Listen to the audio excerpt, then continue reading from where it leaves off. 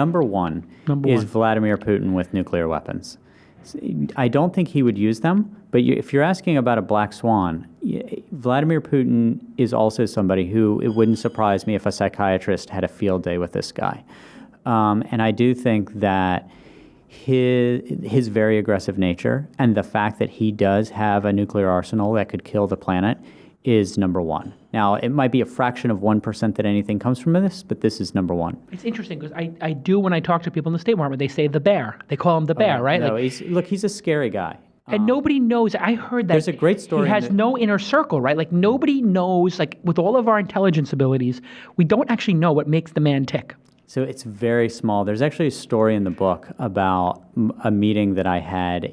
Their White House, they call the White House too, outside of his office with one of the 2 or 3 people in that inner circle, a guy named Dmitry Peskov. And Peskov walking back and forth between Putin's office and a table where we were meeting, coming back with new sets of questions.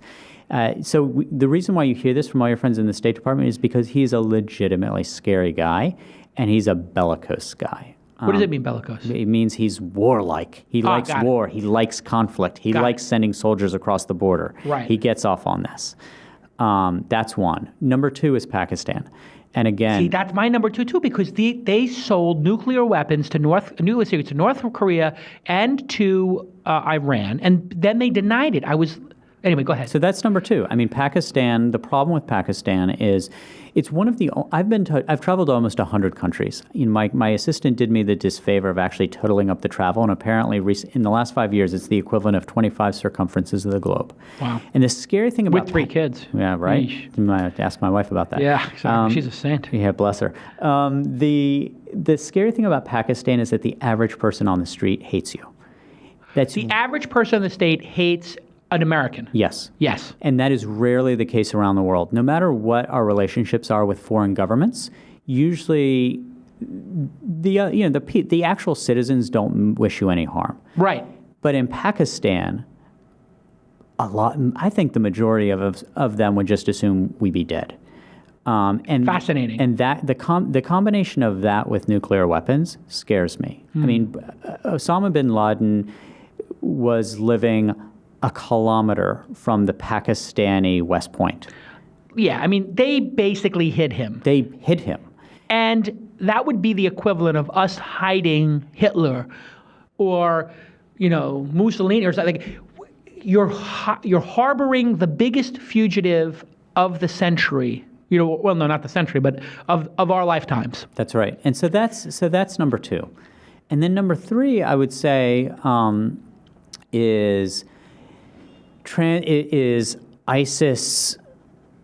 Is ISIS doing something big in a Western capital that creates a real body count? So they've done horrible things that have killed dozens of people. But if they got their hands on something that could create a real body count, then you're going to wake up in the morning and Nasdaq's going to be down 1,000 points. Yeah, and a couple hundred people are going to be dead. Yeah, exactly. Yeah. I mean, so this is you're asking about something economic. I mean, that is the other thing, because there are a lot of people who wake up in the morning now and ask themselves, how can I kill a lot of Westerners? Hey everybody, I'm crazy about Audible. I've been a fan of this product for a decade and using it for that long. Audiobooks are just an awesome way to catch up and get smarter. If you've met somebody in the world who's smart, they read books. That's it. It's really that simple. And in fact, the people who read more books tend to be just more smarter, in fact. See what I did there? Anyway, I listen to audiobooks constantly because I'm in cars, whatever, 20 minutes for an Uber ride here. Sometimes I take a ride down to the valley for an hour. And you know what? Podcasts are great, but there's a limited number of great ones. And audiobooks tend to be where the great information is captured. So I like to just buy whatever the top 2 or 3 books of the month are every month, month in and month out. And then I listen to them. Audible has over 180,000 of these titles in every genre, and you can access them from anywhere, even on your iPhone, your iPad, Android, Windows Phone. And unlike streaming services, you get to own your books. You have them downloaded. So if you're on a flight or if you have bad connectivity, you're going through a subway in Brooklyn, whatever it is, you have your books with you. And the new thing I've been doing is listening to books in order to go to bed, because looking at your screen keeps you awake. I like to listen to audiobooks. I just listen to a chapter and then I go to bed. It's really, I'm getting through some great books that way. And if you don't like a book, you can exchange it. There's no questions asked. That's their great listen guarantee. And that's a big, I didn't even know about that. And now that I know about it, actually, there's one or two books that just didn't, I'm not going to say I didn't like them. They didn't connect with me. Let me just put it that way. And I got like 2 or 3 chapters through them.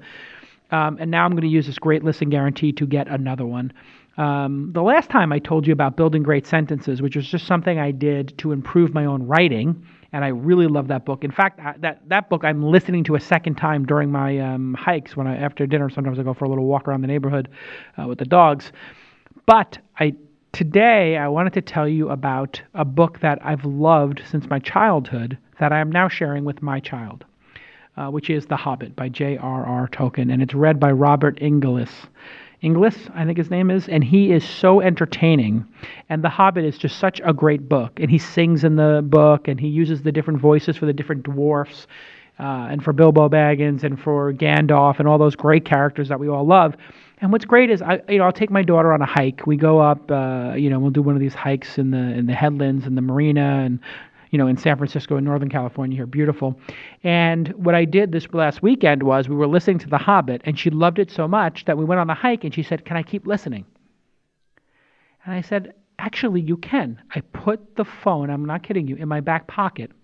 I put it on 10, and we hiked a mountain listening to The Hobbit. Now, if there is anything I can tell you that is the most heartwarming thing I did in the last month, that is it. I love the book The Hobbit. When I was a kid, we used to listen to a worn-out set of cassette tapes at Boy Scout camp at 10 Mile River in New York, Troop 53, Troop 54.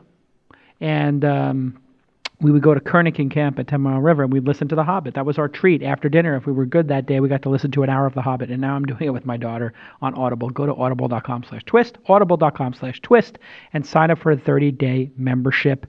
And you can download that book of the week for free at audible.com/twist. It is amazing. The Hobbit is just such a delightful book. And you know what?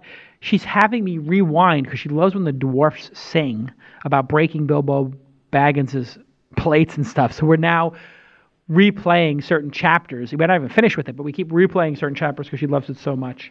And there's tons of business books on there and tons of fiction and all kinds of great books. I've told you about a bunch of them on this program before. I love Audible. It's just one of the great joys in life to hear somebody else read an awesome book, and you can get smarter and you can share these experiences. When I would drive the entire family down to Los Angeles for a vacation from San Francisco or vice versa, or even out to Tahoe, we would listen as a family to an audiobook. It's just a great way to share a story with a family. And you know what? Listen, sometimes you have kids.